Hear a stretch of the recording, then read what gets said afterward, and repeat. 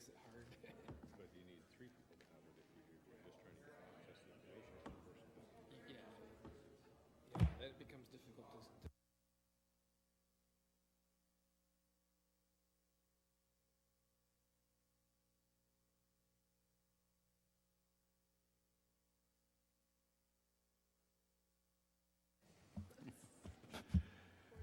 Good afternoon and welcome to the December 16th regular meeting of council and the last one for this year. The city of Parksville recognizes we are gratefully gathered on the traditional territory of the Coast Salish people. On the consent agenda, we have one change to the agenda this afternoon. Bylaw number 1459.1 is actually being considered for third reading instead of final adoption. So if you could just bear that in mind. It's in the number C, 1C. Okay, so I need a mover and seconder for the recommendations from 1A, B, C, and D. Councillor Fraz, Councillor Wilson, all those in favor? Opposed? Carried. Thank you. Correspondence, the Federation of Canadian Municipalities annual membership renewal. The FCM increase in membership dues exceeded the budgeted increase that was estimated by staff and included in the 2020 financial plan. Staff are seeking council's approval to increase the budgeted amount for FCM membership from $2,700 to $3,030 in accordance with this correspondence and attached invoice. I need a mover and a seconder for the recommendation. Councillor O'Brien, seconded by Councillor Patterson. Is there any discussion on this? It's for receiving at this point. It comes up in a little bit. All those in favor? Opposed? Carried. Now, should the council wish to support continued membership, wording for the sample motion, wording for the motion, do they have it as well on theirs? No, basically we just need a motion to approve it and amend the budget for the. All right, fair enough. I need a motion to approve amending the budget for that amount. Councillor Fraz and Councillor Greer, any discussion? All those in favor? Opposed? Carried. Correspondence from the BC Yukon Command for the Royal Canadian Legion, the annual military service recognition book. I need a mover and a seconder for the recommendation.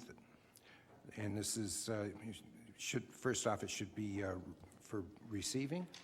Moved by Councillor Chandler, seconded by Councillor Patterson. All those in favor of receiving? Opposed? It's carried. And now, should council wish wording for a sample to decline the support of this initiative for the duration of the term is below. So I need a motion to either approve or decline the request. Seconded by Councillor O'Brien. Discussion? Councillor Chandler. Thank you, Mayor. Just a comment with, we discussed this last year as well in regards to trying to have a little bit more localized support. And I know with the new banner program that we've got set up that you had brought forward and that we all voted to look at supporting, I think that that's really well spent dollars in our local area. Certainly we always want to support anything that the Royal Canadian Legion does, but I feel we're doing that through our own initiatives locally here. So I would not support this. I'm sorry, you're supporting the motion that we decline it? Okay, thank you. Councillor O'Brien. Thank you, Your Worship. Also, the comments with the new motion we already have to look into the commemorative banners at this time, I think is a very worthwhile endeavor and actually shows our commitment to backing the Legion members as well as those veterans that actually were from our area. I think it has more credibility anyways to spend the necessary money anyways to give them the recognition that they so deserve. Thank you. Should be noted that this is not the little book that we get for the local Legion. This is the one that comes from from the whole command, for the BC Yukon command, and which really none of the funding goes to the local Legion from that. So I'm in full agreement with everybody in what they're saying. So if that's all that's being said, I'll call the vote. All those in favor? Opposed? It's carried. Thank you. We're now into reports. Mr. Doxey, could you please give us a background on the issue? First up. If I may, Your Worship, we have a presentation for the first report. If we can make that now. That'd be Michael Lonsdale. He's the Technologist 3 with the Engineering Department. Welcome. Thank you very much, Your Worship. Just give me one moment, please. I need to log on to this. Thank you.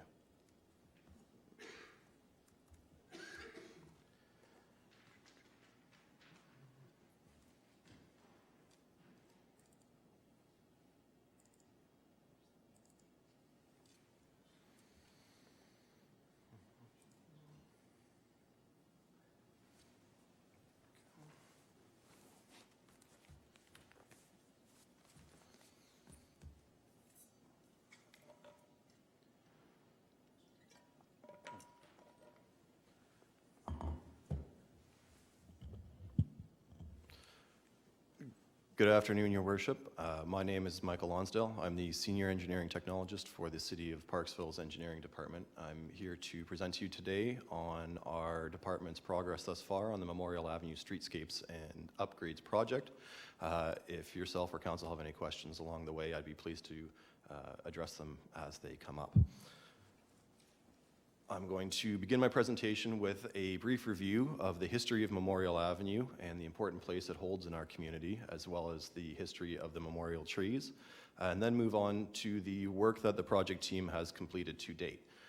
We will be discussing the review of the street trees, the public engagement that we have undertaken, and as well the ultimate design for the streetscape of Memorial Avenue that we have recommended to you in Mr. Doxey's report.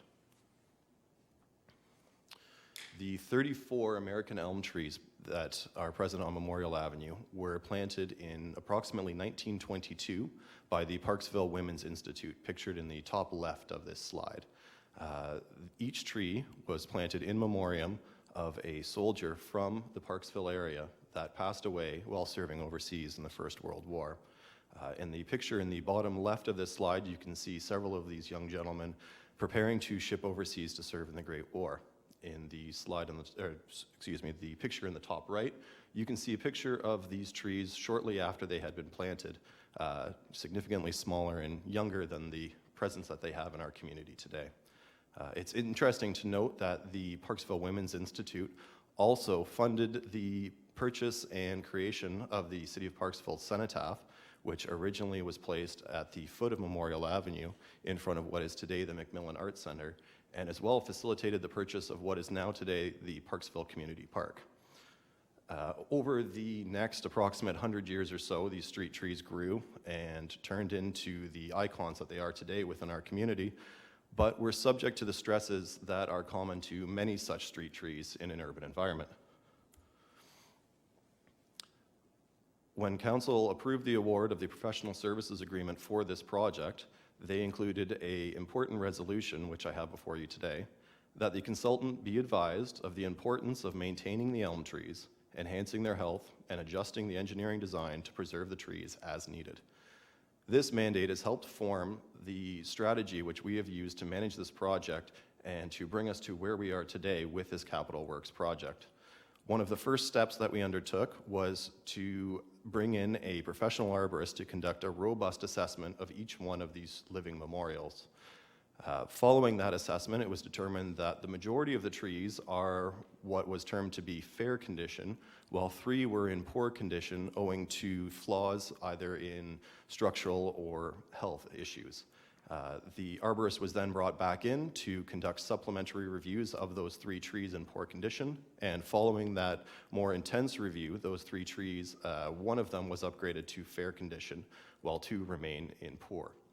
The street trees along the south side of Memorial Avenue have been subject to heavy pruning by BC Hydro crews over the years in order to facilitate the overhead servicing of hydro along Memorial Avenue.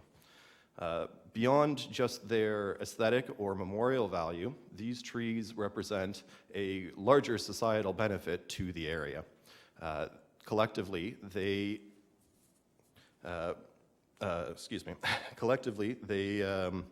bring in a societal monetary benefit of approximately $6,000 yearly through various environmental benefits. They offset approximately 6% of the carbon generated by the city of Parksville. They divert approximately 40% of an Olympic-sized swimming pool through stormwater runoff absorption. And they remove air pollutants equivalent to those generated by a drive from the city of Parksville to Tofino. They are an important part of our city history and an important part of the fabric of our community. Our understanding of just where they were within the fabric of our community was formed through the public engagement events which we undertook also at the outset of this project. Knowing that Memorial Avenue is a street unlike any other within Parksville, we wanted to hear from the community to find out what would make this project a success within the minds of Parksville citizens. We launched an online platform, memorialav.ca, which presented both the history of Memorial Avenue and contains surveys to solicit feedback from the community on what they would like to see from this project in the future and what values they ascribe to Memorial Avenue today. We had a pop-up presentation at the Summer by the Sea Craig Street Market where we discussed this capital works project with several hundred Parksville citizens to let them know what we were trying to accomplish and to find out from them what they would like us to accomplish along the way. We then held the Memories on Memorial Walk Shop out of the Macmillan Arts Center, where we discussed the history of Memorial Avenue, and then walked up and down the street and discussed with people what they would like to see in the future for Memorial Avenue for future generations to be able to enjoy.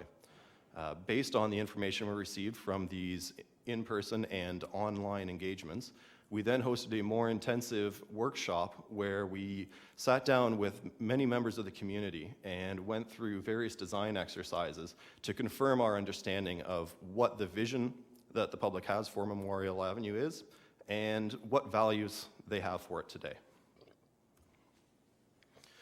The values that the community communicated to us were largely around the beautiful character of Memorial Avenue and the living monument that these trees represent. Secondly, a strong desire for additional pedestrian facilities was communicated to us. It was rather remarkable, actually, the number of people that told us that they would like to see it be a pedestrian-only street and be closed down to vehicular traffic was very high. And then finally, quite a number of people thought that preserving the number of parking spaces for local residents and businesses along Memorial Avenue would be another priority that they would like to see us accomplish. Based on that, the project team formulated 3 points that we would like to try and accomplish through our ultimate design of the streetscape, which is to create a functional street for everyone to enjoy, a space that visitors want to experience, and a space that everyone will remember. The illustration on the left-hand side of this slide was actually sent to us by a member of the public as what they would not like to see from Memorial Avenue. It's an illustration by Carl Yilg and was commissioned by the Swedish Transportation Authority, and it shows, I think, quite well the public space that has been surrendered to vehicles and taken away from the general public. People would like a pedestrian thoroughfare where everybody is welcome and everybody is comfortable. It is with that understanding that we undertook the conceptual design that we have recommended for you in Mr. Doxey's report. Memorial Avenue can be functional for everybody. We have designed a one-way road accessed from the west from McMillan Street South with street parking along the south side of the road, exiting Memorial Avenue through the existing city parking lot adjacent to the Masonic Temple near the existing east end of Memorial Avenue. There is a great deal more space that is able to be dedicated back to the original memorial trees to preserve their health and ensure their continued survival for future generations. As well, there's additional space that is dedicated to pedestrians to make sure that it's a space for everyone and is functional for those on the street. At the heart of this design, however, is a public square that is approximately 9,000 square meters or 9,700 square feet in size. This public square was previously identified as a key directive for the downtown revitalization and business development within the area. It would provide a strong sense of arrival and an identifiable gateway for the city of Parksville. The public space could be used for public activities, food trucks, art exhibitions, cultural events, or even as an extension to the already existing and popular Craig Street Market. I know this video plays rather quickly. I can let it go through again if your worship would like.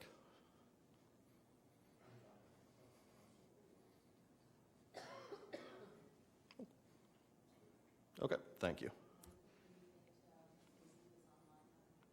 Yes, we'll be posting it on the project website. It might be a day or two before we're able to get it up there, but we can, the intent of this is as part of the public engagement communication.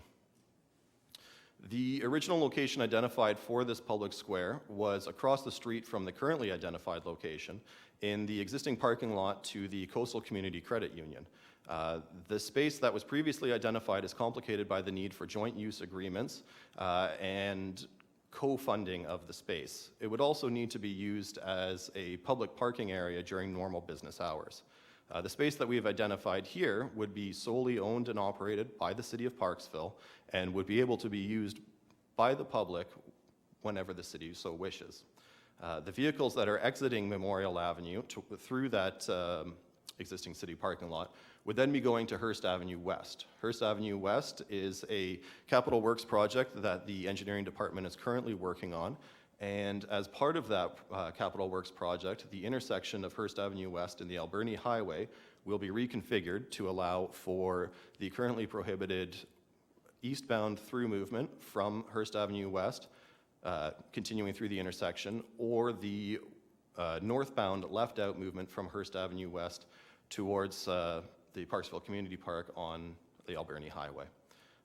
I believe that this option is strongly responsive both to the original mandate provided by council to preserve and enhance the health of the memorial trees, and is responsive to the wishes that the community have presented to us throughout our project. Thank you very much for your time, Your Worship, and if you or the council have any questions, I'd be pleased to address them.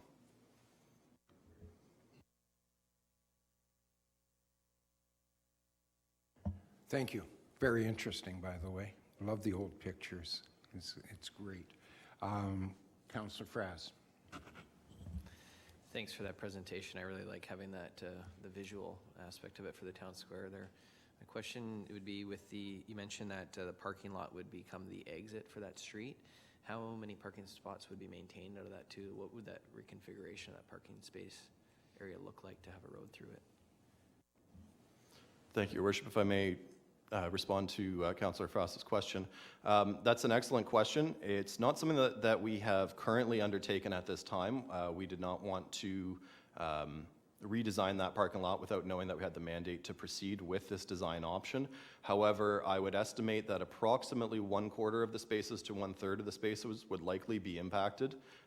We would be looking to make sure that significantly larger vehicles are able to safely navigate the area than what's currently demanded. For example, a fire truck would need to make its way effectively through that parking lot, whereas now that's less of a concern.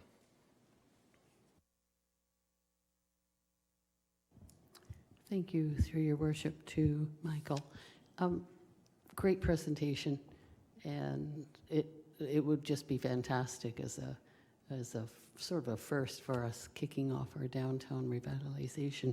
It was about the trees and preserving the trees. I know in the workshop we discussed, it was brought up about which trees were really bad and the idea about the south side. So, sorry. In the notes from Joe Doxey, it says that there's a $350,000 additional requirement if the trees on the south side are go. But besides the money for that, if some of those trees are pretty bad, and that would mean undergrounding some of the utilities, just from your perspective, would that perhaps be a better option, even though we want to preserve them, and using, let's say, that wood, as we talked about, for plaques, benches, and still keeping the gist of the memorial nature of them and replanting new? I guess I just wonder if, even though you're saying that those trees would stay, if there's any guarantee they're going to live anyway, and in the long term, you've got that continual maintenance of those trees. So that's just a concern I had, and maybe your thoughts on that. Thank you. Thank you. If I may respond to Councillor Wilson through your worship. It's an excellent point that you raise, and it's a difficult balance to strike between the monetary value of the works that need to be undertaken and the long-term value of the works that need to be undertaken, between the societal value of those trees. And it's something that we're definitely very cognizant of. The $350,000 which you refer to would be the approximate cost of undergrounding the overhead utilities that are currently there, which at this time we have recommended against because it's believed to be extremely deleterious to the health of the trees if that were to be impacted. There's a narrow 2.5 meter zone on the south side immediately adjacent to the private property line where those utilities would end up getting installed. And that's very close to quite a few of the trees and is very much within the critical root zone of those trees. As for the long-term retention of the trees, that is a difficult question, and as I said, I think it's a balance between the societal benefit and the short-term economic benefit. In 50 or 60 years, the street would benefit from new trees having been planted today correctly, using today's technology and today's methods to control the growth of the roots and direct that growth away from the underground utilities and away from the streetscape elements that could be impacted in the future.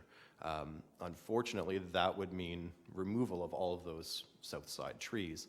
And that's not to say that selective removal of some trees may not take place in the future based on health considerations and some design considerations which may be realized in the future. I suppose all of that is to say that there's quite a few moving parts to this, and while the recommendation currently intends to retain as many of those south side trees as possible, I think it's an important point for council to note regarding the potential future benefit of replacement along there.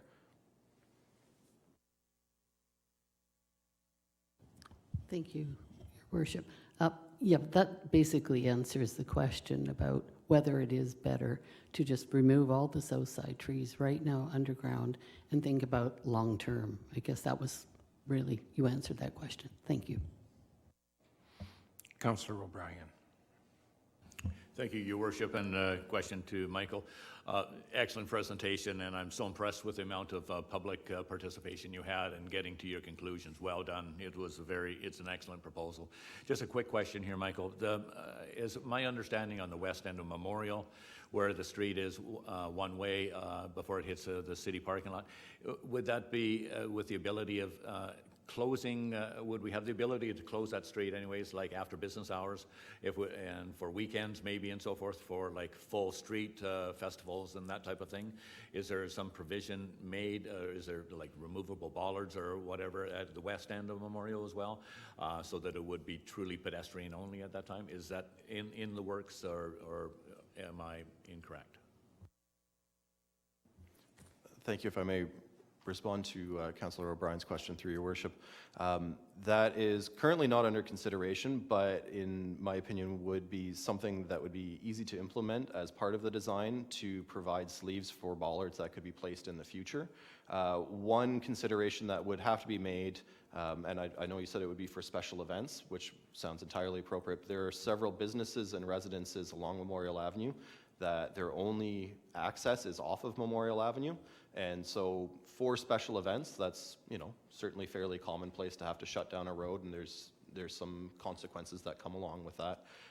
But that's one of the reasons why we weren't able to explore the pedestrian-only thoroughfare for the ultimate design, is in order to make sure that those businesses are able to continue to thrive in downtown Parksville and residents are able to come and go from their homes.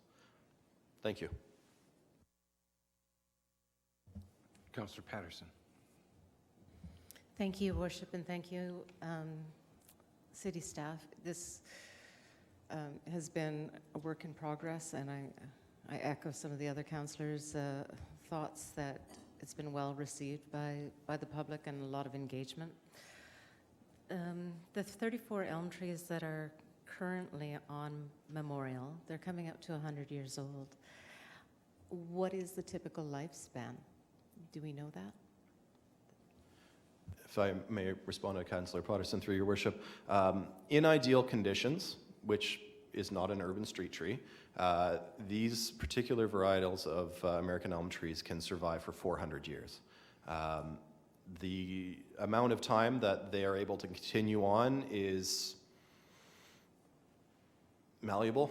It's difficult to define, but based on the recommendations of the arborists that the city has retained as a function of this project, as well as several arborist reports completed by other arborists retained by operations staff over the last 10 or so years. Aside from a few trees, they all seem to be in fair condition and will continue to survive, and there's little concern for immediate effects on them due to age. Follow up, Your Worship? Please. Thank you. I know that there was one particular tree, probably about I'm thinking about 3 years or so back. It's just by the Mason Lodge on that side of the street that was cut. It wasn't replanted or anything at this point in time. It was a stump because we knew that at the time that Memorial would be looked at in the planning stages, and that when we look at going forward, would that be one of the new tree areas that could be planted, or are we? I know that this is a long-term investment for our community, and I love the roots of our community analogy. So I'm not sure if that was mentioned in the report, like if those other 3 trees are taken out of play, then they would be replanted with something similar, or would they be a different species? Thank you. If I may respond to Councillor Patterson through your worship. That's a very good question. One of the things that the community has expressed to us in our public engagement, and we've discussed internally as a project team, would be if selective replacement of any of the trees is required, we would like to utilize the wood and materials from those trees for some alternative memorialization, maybe through benches or interpretive signage or whatever form that may take, and supplementary plantings of trees that have since had to be removed or in the future may need to be removed from Memorial Avenue, they would be replanted in the future. I've discussed with the project's landscape architect what varietal we would want to put back. There are American elm tree varietals that are Dutch elm disease resistant, which we would take a look into and are, I understand, substantially very, very similar to the trees that are currently out there. And it's interesting to note, actually, as I mentioned the Dutch elm disease, these trees almost exist in an island on the island from that disease. There's no vectors for that disease to actually reach these trees.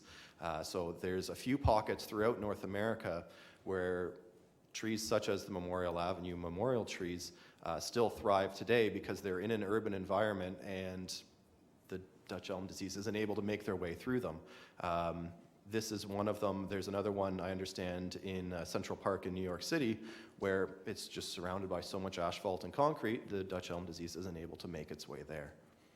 Thank you. Are there any other questions? I have a couple, if I may. Just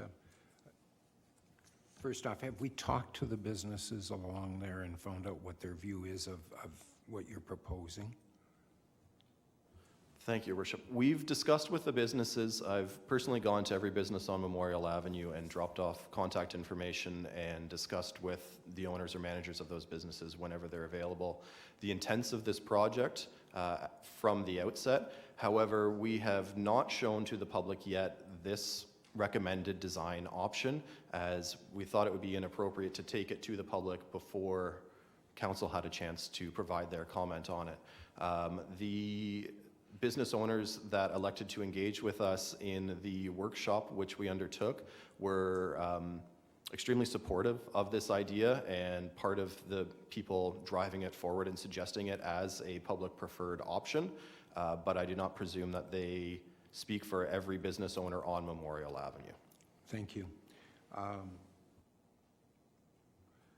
When this is all said and done, if we were to say we really like your design, and I have no qualms about the design whatsoever, but what's the actual count of how many of those trees are we saving out of all of this versus the number that are there now?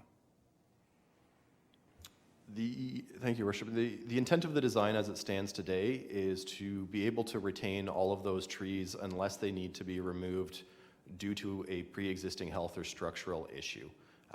We would be trying to retain every single tree. As I stated earlier, that may change as time progresses. They're living organisms, and through the winter there may be another windstorm or what have you, and it can be an evolving situation. But as the design stands today, there is no intent to remove any of these trees due to the proposed geometry of the road.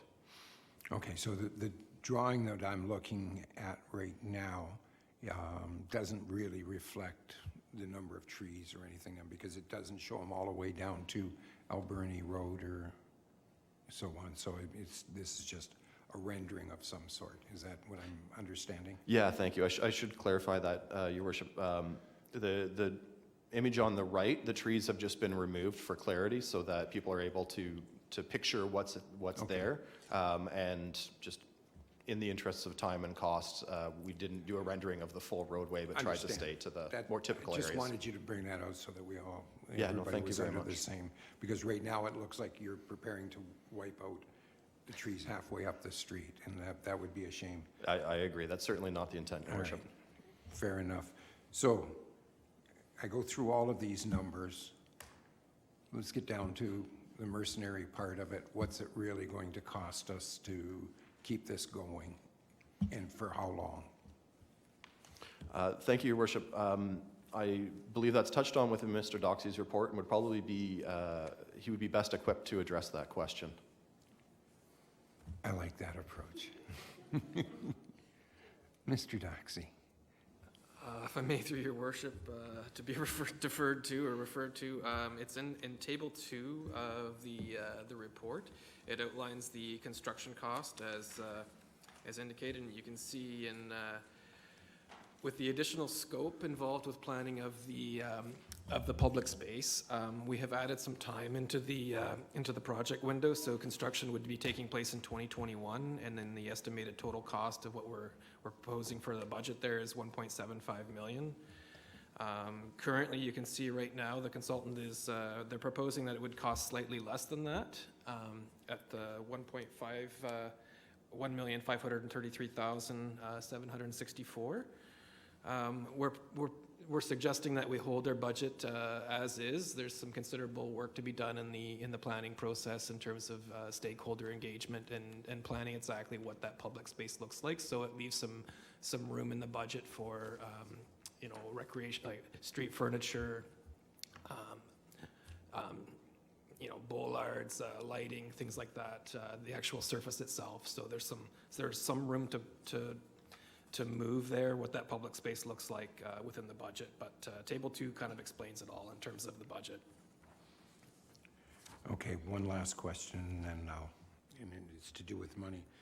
So when we started this, when the instructions went out to staff and we said, what's going to take to save these trees, what was the budget at that point in time?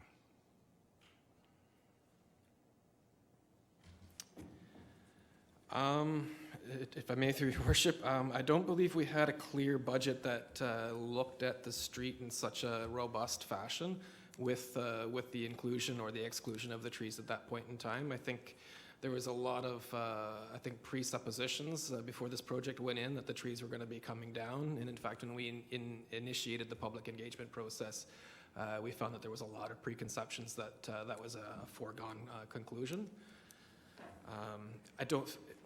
Looking at the construction cost, it doesn't look like it's got a hugely impactful budget.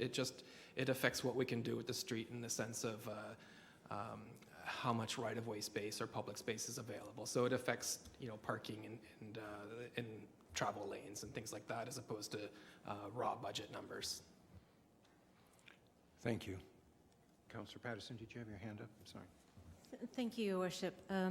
When you started the conversation in regards to finances and everything, currently in the operating costs in our report on page 5, it says that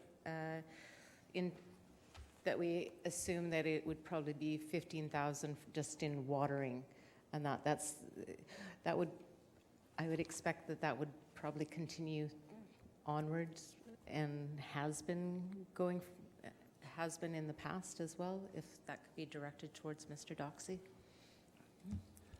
If I may, through your worship, yes, that would be recommended to continue on. Watering and treatment of there's some a couple of the trees have some funguses that they're being treated for. That's only been initiated here in the last year through some of the initial arborist assessments. They haven't been being treated or watered on a widespread scale in the past, so those are some new costs, and they would be continuing on to perpetuity, whether or not we, I guess they would be continuing on to perpetuity, so I guess no matter regardless of what option we end up going with, the trees that remain on the street will have to be watered and treated, so. Did you have a follow-up? Any other questions? Councillor Wilson, sorry. Thank you, through your worship, to Joe Doxey. Just a question about funding and grants, and I think perhaps we talked about this before, whether there's anything from BC Heritage or FCM funds for this sort of project?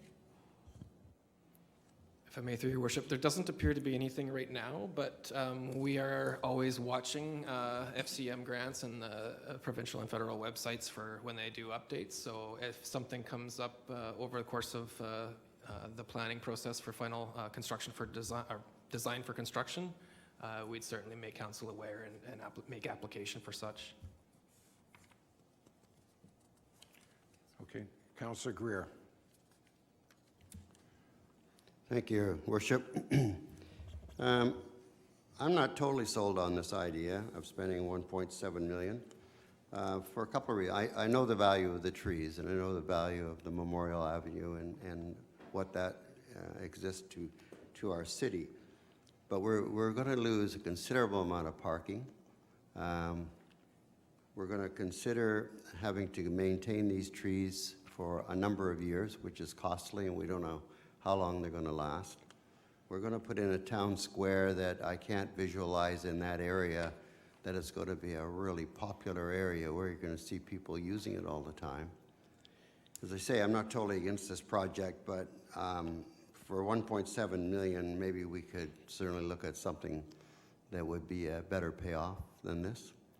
So I am concerned that we're spending a lot of money. At the end of the day, we have some old trees, we have less parking, and we have a town square that might not be used very much. Thanks. Any other points? Okay, so we can do this one recommendation at a time, or we can do them all together. It's up to council. I would suggest that it'd be probably just as quick to go one at a time so that we talk about it. So I need a motion to receive the report first off. Councillor Chandler, and seconded by Councillor Patterson. All those in favor? Opposed? It's carried. That staff be authorized to proceed with a detailed design of option 1, one-way eastbound traffic with public square. I need a Councillor O'Brien and Councillor Wilson. Any discussion? Councillor Chandler. Just a comment through your worship. I feel like the one-way is actually a really good scenario here with the fact that we also have a lot of parking accessible from both sides of the adjacent streets. And So I don't think it would really hamper business in a big way, but also, although still allowing traffic to flow down that street, and there's parking for the medical center and the restaurants and so on both sides. So I think that it makes a lot of sense for the one-way. Any other comments? Councillor O'Brien? Thank you, Your Worship. And just my comments on regarding number 2 here, allowing for the building of the public square. I think this is a great opportunity that taken the time to create a public square, which has been much sought after for the downtown revitalization, and I think this is just the perfect place. Going down Memorial, in between, we have the Macmillan Art Gallery, one of our few historic buildings, and the other one not far from the Rod and Gun, which is our other historic building. So the thing is, I think that the placement is appropriate, and I think it will get a lot of use. And as far as business goes on this area, I think this is going to be a sought-after area for any businesses to be in that area, because I think it's going to be a big draw. So I fully support the public square portion of this, and that's great. Thanks. Councillor Wilson? Through your worship, I absolutely second Councillor O'Brien's recommendation. I think it's a perfect place for it, and it's great to see the beginning of a revitalization project and somewhere for us to start, at least with this downtown. Any other comments? I will make my comment and then we'll go on forward. I love the design. I think it's a great design. I'm very pleased with it. Having grown up in a community and went to school on a street called Elm Street that was totally wiped out because of the Dutch elm disease back in the 50s. I'm dating myself a bit, but that's exactly what happened, and there isn't an elm tree anywhere in the community anymore, and it's a sad statement because it was magnificent. Having said all of that, I really, really like Memorial Avenue. I think it's amazing. My concern is that we have a number of businesses that have invested their livelihoods, all their money into it, and we haven't really sat down and talked to each one of them and said, is this going to work for you? How is it going to work for you? And without knowing that, I think it would be unfair for us to make that decision until we knew what those ramifications were going to be. If it's minimal or non-existent, mine will be the first hand up to support this. But right now, I have a problem with saying, yes, let's go, without knowing what those are. And there's a fair number of businesses, if you take the plaza and a couple of and the medical building and the one across the street with the veterinarian clinic and so on, all the way down the street, there's a lot of people that are on there and love that street because of what it is. They may be just pleased as punch that they're going to get this. And if that's the case, that's wonderful, and let's go forward. But I would like to propose that we hold off until we've had those conversations one-on-one, not by text, not by emails, not by letters. Let's go and visit each one of these business owners, the people that own the land, and ask them what they think. That would be my suggestion on number 2. So I go from there. So for that matter, I can't support number 2 until I know those things. And then I'd be more than happy to go along with it. Councillor Patterson and then Councillor Greer. Thank you, Your Worship. As we'll vote on recommendation number 2, are you asking to bring forward another motion to either wait with the detailed design or to engage in the consultation prior to awarding? If I was going to suggest anything to council, I would suggest deferring point number 2 until we've had that opportunity and put a time limit on it. Say by the middle of January, because we're talking, 20, 25 people or businesses along there. I would say let's talk to them before the middle of January.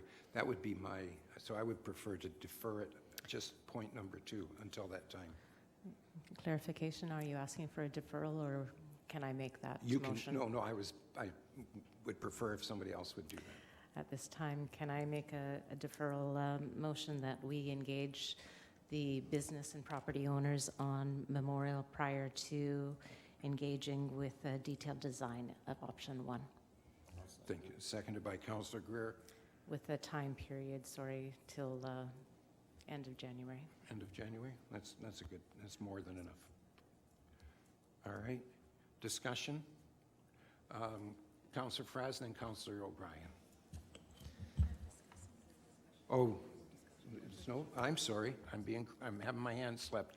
I did that last time too, if I recall correctly. My apologies. There can't be a discussion on a deferral, so we just have to vote. So I'm going to ask everybody to vote on the defer number 2 until the end of January. All those in favor? 1, 2, 3, 4. Opposed? It's 4 to 3, it carries. Thank you. All right, point number 3, we can keep going. You may want to just defer the whole thing because I think they're all interconnected. If we could ask for clarification from Joe. Sure. Mr. Droxy. Yes, please. If I may, Your Worship, I would just like to ask our Director of Engineering whether or not it makes sense to defer all of the items, or are there items that you need to move forward with without having item 2 confirmed? Is there any point in continuing with the other items?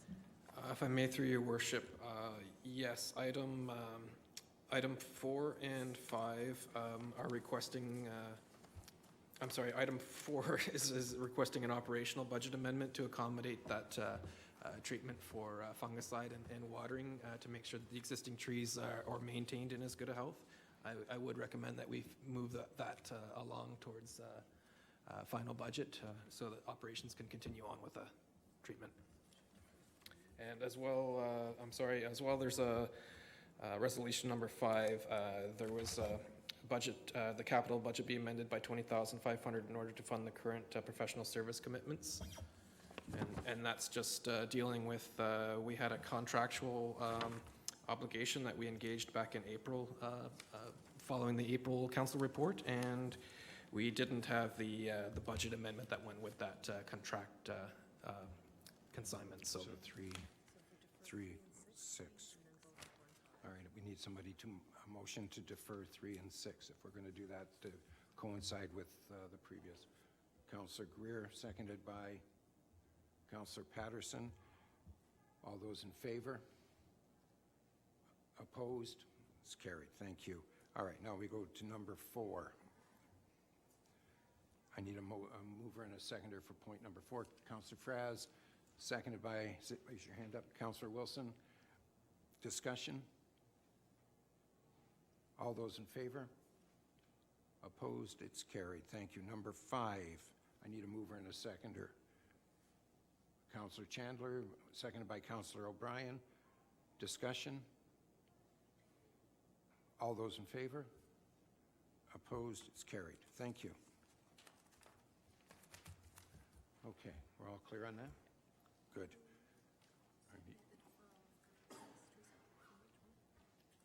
Yes. Okay. So, report number 3, Mr. Doxey, please. If I may, through your worship, so this is a report for the Stormwater Management Master Plan for the community park. At the point of award to professional services for EOR, what's the part of the Emmons and Oliver, Resources Canada, is the consulting professional engineering consultant firm. As part of that award evaluation, one of the value-added services that was offered up was submittal for the Green Municipal Fund application to FCM and the federal government. We were successful in that. As part of that grant application, it did involve adding a few components to the project to bring us into conformance and compliance with the obligations of the grant. Some of the additional work is outlined in the appendix on the back, and of course, Appendix A. Some of those additional works, they involve like the upfront data collection, the additional items that are collected, they result in additional work at the back end of the office, analyzing the data and creating the reports.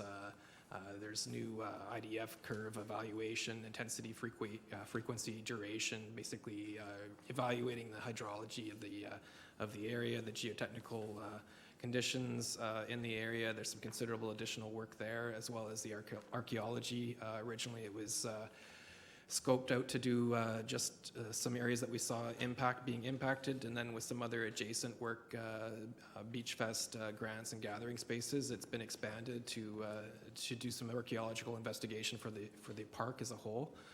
So there's some of those things are outlined there in that Appendix A that speak to why the total cost of the project and the scope of the work is actually increasing, even though we're getting a grant.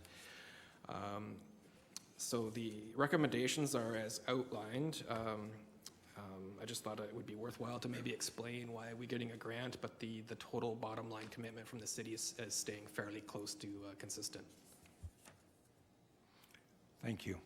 I need a mover and a seconder for the recommendations. Moved by Councillor Wilson, second by Councillor Patterson. Discussion. Councillor O'Brien. Thank you, Your Worship. Just regarding the stormwater management proposal here, I'd like to first off extend my appreciation to our staff in selecting the consulting services of Emmons and Olivier Resources Canada for the stormwater management project and offering the value-added services.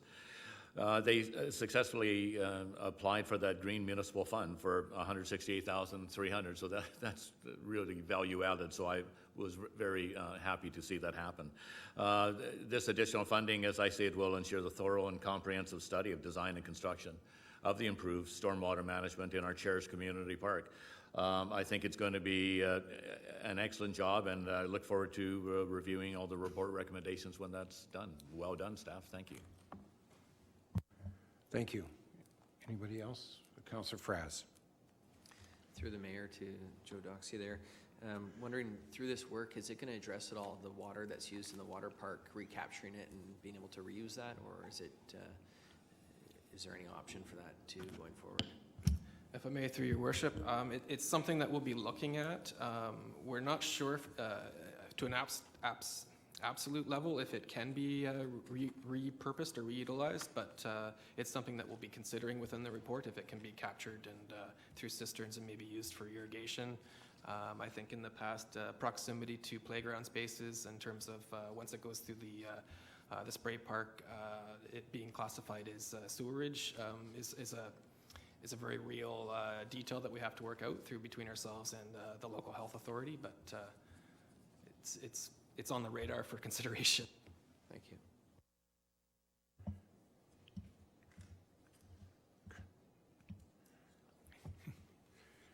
Okay, any other questions? Any other comments? All those in favor? Opposed? It's carried. Thank you. Oh, how come I did that? Mr. Butterworth, you're up next.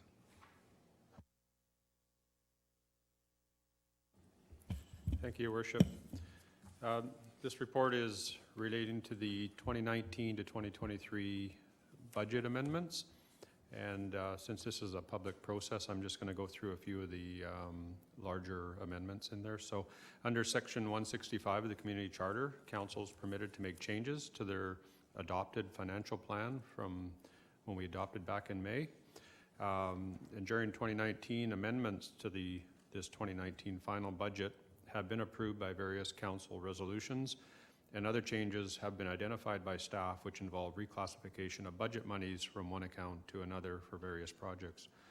The amendments are shown on page 41 to 43 of the agenda package, and just to highlight a few, they include for the 2019 budget, $584,000 increase to our gas tax revenues.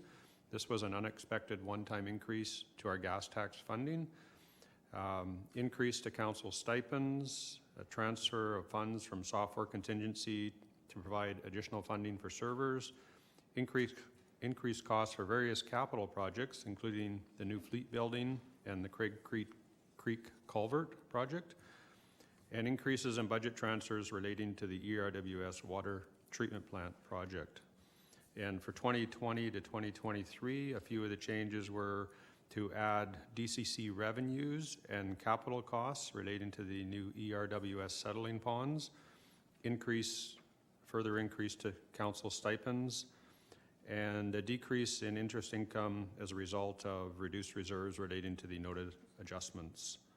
And the recommendation is as per the agenda. Thank you. Now, by law, we have to request this. Is there any member of the gallery who has a comment or a question, in remembering that this is for the 2019 budget, not 2020 at this point? So,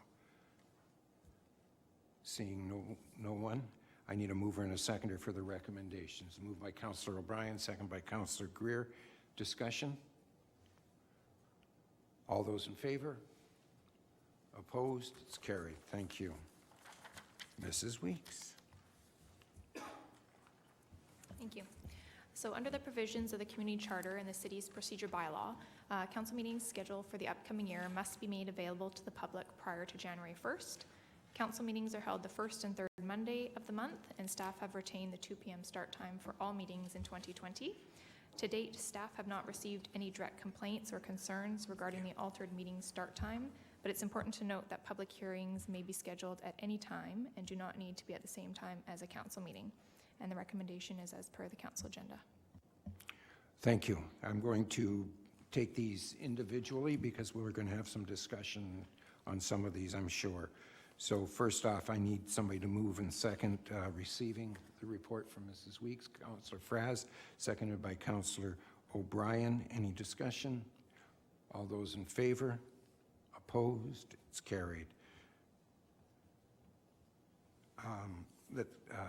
Point number 2, that the council meeting scheduled for Monday, January the 6th and Monday, September 21st be canceled. I need a move. I'd like moved and seconded. Councillor O'Brien. Would it be a good place to suggest that this is where we might want to put canceling the August meetings like we did last year? I think, yeah, well, it's a little bit bigger than a friendly amendment, but okay, we'll add that as number 5 then, okay, rather than add it there, if everybody's okay with that. All right, so this is just to cancel the 2 meetings, January 6th and September 21st. All those in favor? Opposed? It's carried. Number 3, I understand we will have some amendments to this or a new motion. It's up to you. Councillor O'Brien.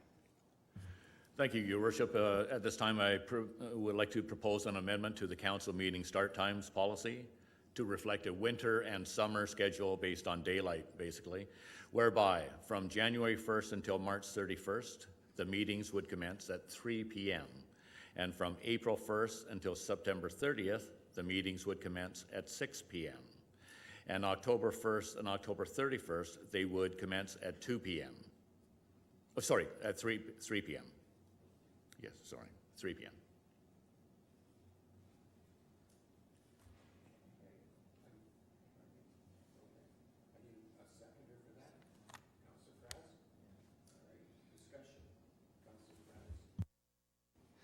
I just need a little clarification on, you mentioned January to March, April to September, and October to December, but it sounded like the January to March and October to December were the same? Is that right? So it'd be from October until March? Is that till the end of March? Would be at 3 p.m.? Okay, thank you.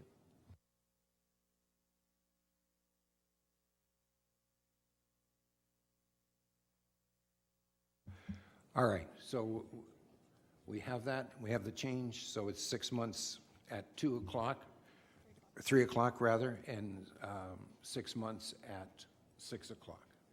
Correct? All right. Any other discussion? All those in favor? Opposed? Carried.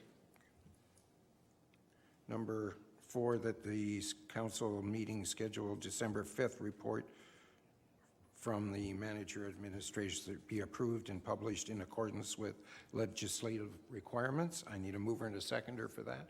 Moved by Councillor Greer, seconded by Councillor Chandler. As amended. As amended. That's fine. Is that what your point was, Councillor Patterson? Fair enough. All right. Call the question.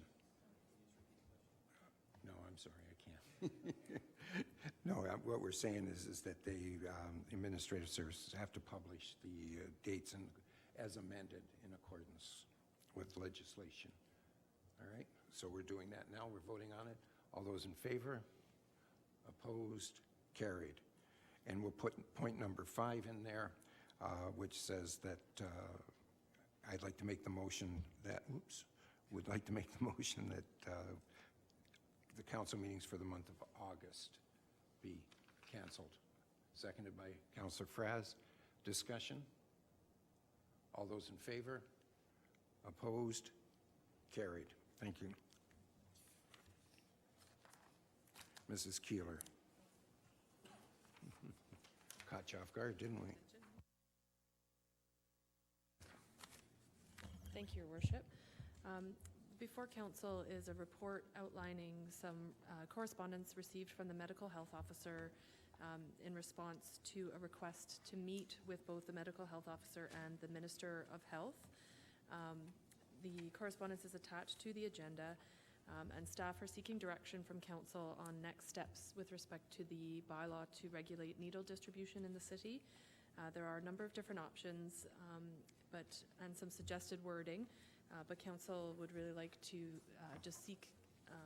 staff would really like to seek council's preferences at this point, given that the medical health officer has indicated that it's perhaps not appropriate for him. He has respectfully declined the invitation to meet with council, and that was a big part of the discussion that council had at the previous meeting, recognizing that it appears we are quite far apart in terms of the position of the city and the position of the ministry. So recommendations at this point are just to receive, and there are some suggested wordings provided for motions, basically telling us what council would like us to do next.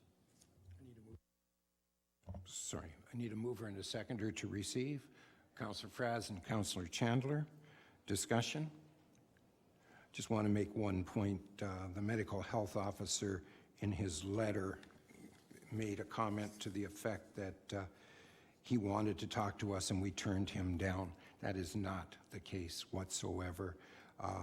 He sent us a letter sometime in April, which was long before we were talking about needles or anything else, and asked for a chance to have a meeting. He did not indicate he wanted to talk about needles. We weren't talking about them at that point in time. So I just wanted to be clear that there was no request by him. We have not heard from the minister, Minister Dix. His department hasn't seen fit to respond to us, and it's been 3 months. The better part of, anyways, a significant length of time, more than enough time for them to contact us. And the medical health officer is saying we're too far apart to talk. I would have always thought that's when you do talk, is when you're far apart, to try to get it closer together, because if you don't talk now, when are you going to talk? So, at some point in time, we're going to have to move forward on this, and I, for one, would like to make a motion that we move forward on this. We've tried to do the consultation with the various groups, and neither one have responded, so I'd like to just bypass that step and keep right on going, if we could. Yes, I'll make that motion. Did we not vote on that? I'm sorry. I thought we voted on it. My apologies. To receive. We'll vote to receive. All those in favor of receiving? And then now my motion is that we have attempted to have this conversation with both the ministry and with the medical health officer. Both have declined, so we will move forward as if we've provided consultation. Seconded by Councillor O'Brien. Discussion on this? Councillor Fraz? I do think it's very disappointing that the medical health officer refused to meet with us, considering that he had such strong criticism of and input onto the bylaw that we were looking at putting through. As far as moving forward, I'm hoping that we can make a couple amendments to the bylaw in its current state. So just need some clarity if your motion is allowing us to make those amendments now, or if it's just moving forward as is. My hope was that you were going to bring the amendments now, if that were the case. Okay. So if I can put my in there, I like the staff recommendations there, A, B, and C. Or sorry, A and B. The other ones are as required by council. An amendment that I would suggest there too is for F, alpha F. Saying there no more than 10 needles shall be distributed to an individual. I think it could be amended to have that there's no more than 10 above and beyond what are also returned. So essentially they can pick up 10, but if you return a certain quantity, you can have the replacement of that quantity matched as well. So if they come with 20, they could get up to 30. If you come with 20, you get 30. If you come with 100, you get 110. If you come with 40, you get 50. But so limiting 10 above what you returned. Okay, you have the basis of that. I need a seconder for Director Fraser. So that would be including A, B, and that would be my C there. Okay. Councillor Bryan, did I take that you were seconding that? Discussion on this? I think it's good because we've addressed a couple of the comments that the medical health officer had made, and to show that we were listening to it. It's still a problem. The needles being dropped around the area is still a problem, and it needs to be addressed. So, Councillor Patterson? Thank you, Your Worship.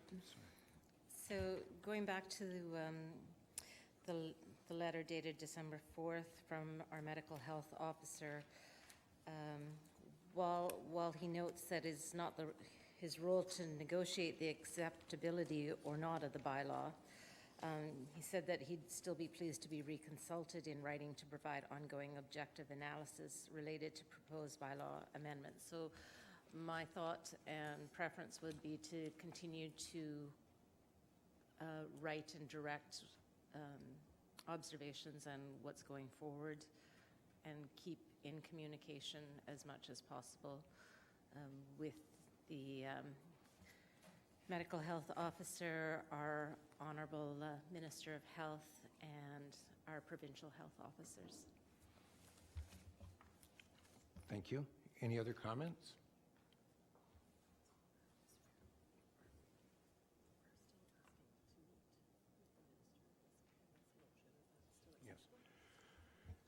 Just to address, and CAO has just pointed out that we are continuing to ask the minister to meet with this. So we are trying to consult. We are trying to do our share of it. So I think it's there. I will then call the question. All those in favor of the amendment first off, okay? And then all those in favor of the amended is a total, right? We have to do it twice, yeah, as a package, all right? So all those in favor? It's carried. Thank you very much. Pardon me? Yes. All right, Mrs. Keeler, please keep going.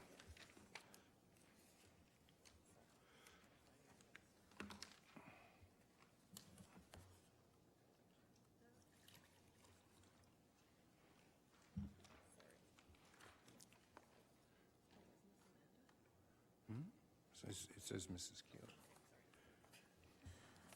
Sorry, Your Worship, thank you. If I may, Your Worship, it was discussed at one of our recent meetings that this council is interested in improving transparency and including as much information on public agendas as possible. Oh, sorry, am I not supposed to be doing this one? Oh, it's the one on Jensen. Oh, okay, I'm ahead of myself, sorry. I was wondering why you were getting me to read Amanda's. Sorry. So I'm skipping ahead and taking work away from my deputy here. So council will recall at a previous meeting, we were directed to provide public notice that the city intends to enter into a sale agreement for the lands on Jensen Avenue West. And notice was done over the last 2 weeks. And we are now looking for some direction from council that we accept that offer to purchase the 8 parcels on Jensen Avenue for a purchase price of $2.47 million plus GST. And there was an offer provided to the city dated November 19th with a number of different conditions that council is aware of. And we would just like to seek approval to continue on with that process from council this evening. I need a mover and a seconder for the motion. Councillor Chandler, seconded by Councillor Greer. Discussion? All those in favor? Good work, thank you. Okay, this one's yours, please. Don't let her take it away from you. So attached is a new policy which is intended to provide direction on the public disclosure of business conducted in closed council meetings.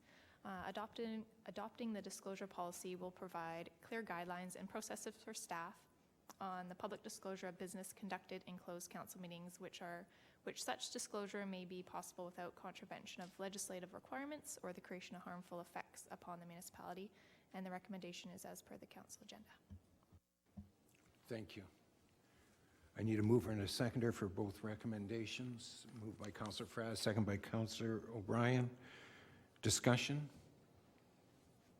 I just want to say I think this is a great policy coming forward here, and I really hope it's supported. I trust that it would be, but just to add into the transparency that people are always asking for, I think even this council, everybody here had talked about running a very transparent and accountable council, and it's wonderful to be able to bring things out of closed council meetings when we're able to, rather than just having them stay in those closed meetings. So I'm excited to see this come forward, and I hope that the community is appreciative of the work being done. Councillor Patterson? Thank you, Your Worship, and I echo Councillor Fraz's comments. From someone who's sat at this table the longest of council and mayor, there's been a great deal of special closed council meetings in the past, and I honestly have to think back at times to know what's been released and what hasn't been. This is so welcomed on my part, and I really do believe in our communities, and I just wanted to thank the rest of council for bringing it forward at this time. Thank you. Any other? Councillor Wilson, did you have your hand up? Oh, okay. Thank you. All right, then I'll call the vote on this. All those in favor? Opposed? And it's carried unanimously. Bylaws.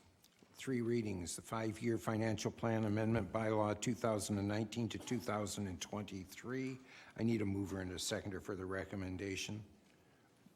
Councillor Wilson, seconded by Councillor Greer. All those in favor? Opposed? Carried. Thank you. Again, that's 2019. That's not the budget that we're working on now.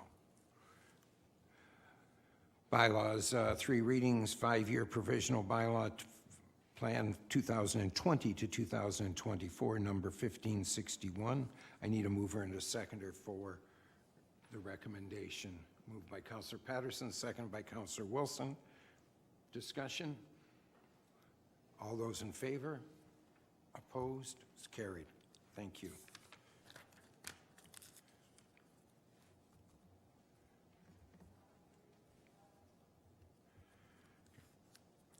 Now, 3rd reading for bylaws.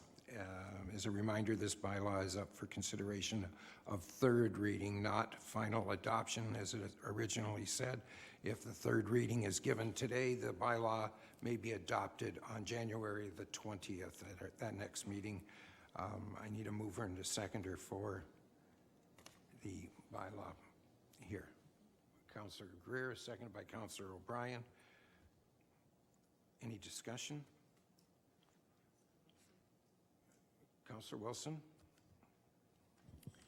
Thank you, through the mayor. I just wanted to ask our CAO just the clarification on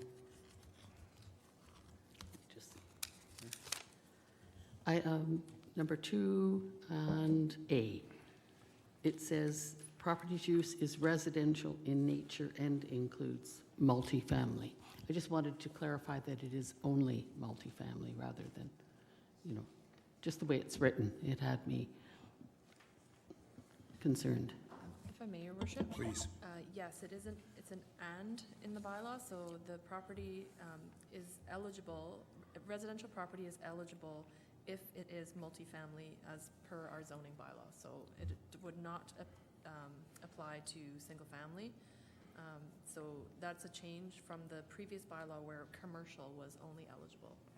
And so that's the intent of the change. Any other questions? Having not seen none, call the question. All those in favor? Opposed? It's carried. Thank you.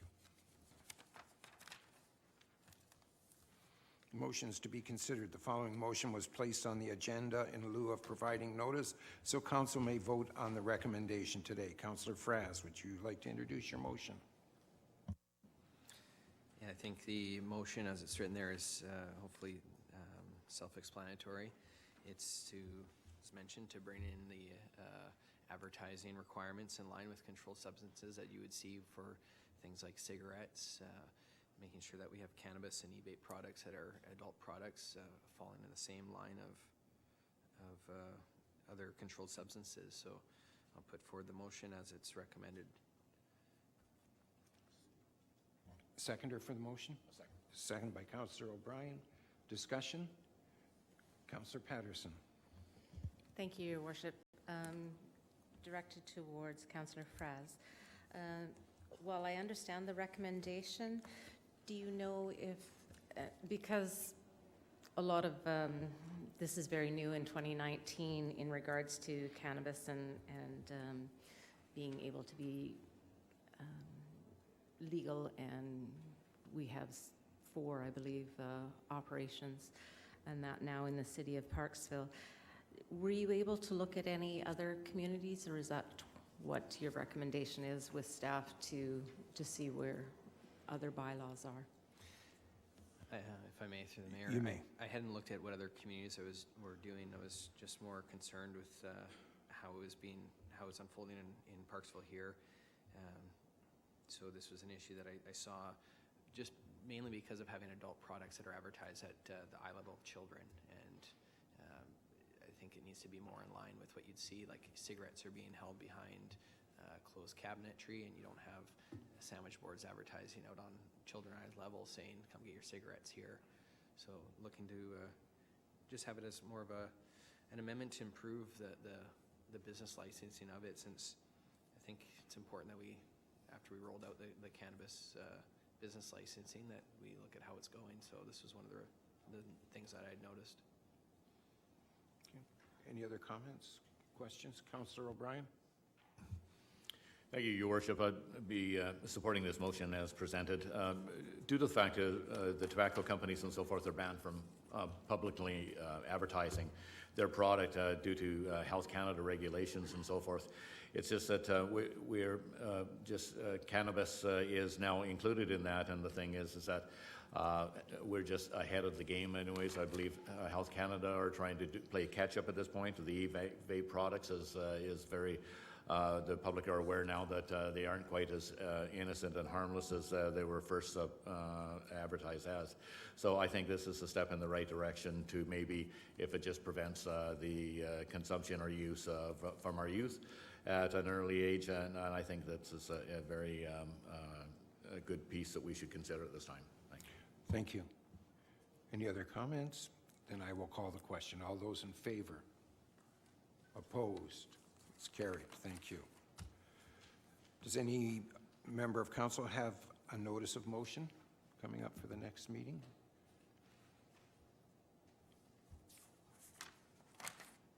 New business. Does any member of council have any new business? Oh, Councillor Patterson. Thank you, Your Worship. At this time, I'd just like to wish everyone a very Merry Christmas and season's greetings, as this will be the last meeting of council of 2019. It has been a very, very busy year. I shake my head sometimes at what this council has accomplished and what is on the books and what is on the agenda moving forward. It is a very proactive group, not reactive. And I hope that whether you spend your Christmas here in Parksville or visiting with friends and family and loved ones, that it is very special to you. I also want to say it has been a pleasure to be a liaison to some very unique and different groups, and I welcome being on the committee of Parksville's 75th celebration for next year, and that will be going full swing ahead. I see two of the ladies in the audience, and I know that they have a lot on their agendas, and our city staff. It wouldn't be complete without wishing you the very, very, very, very best of moving forward into 2020, and thank you for all your very hard work and the many hours that sometimes take you away from your families. So thank you. Any other comments? Okay. Before we proceed to special business, I'd like to remind the public that our next council meeting will be held on Monday, January the 20th, 2020 at 3 p.m. I was getting there. I was just noticing 2020. So it's at 3 p.m. So looking forward to that. We've got a little bit of a delay here. Maybe we can catch our breath and catch up on some of the things that we're working on. Thank you very much. And pursuant to Section 91K of the Community Charter, Council proceed to a closed meeting to consider an item relating to a proposed municipal service. I need a mover and a seconder for that. Councillor Fraz, seconded by Councillor O'Brien. All those in favor? Opposed? Carried. Thank you. Thank you very much for the last council meeting of the year.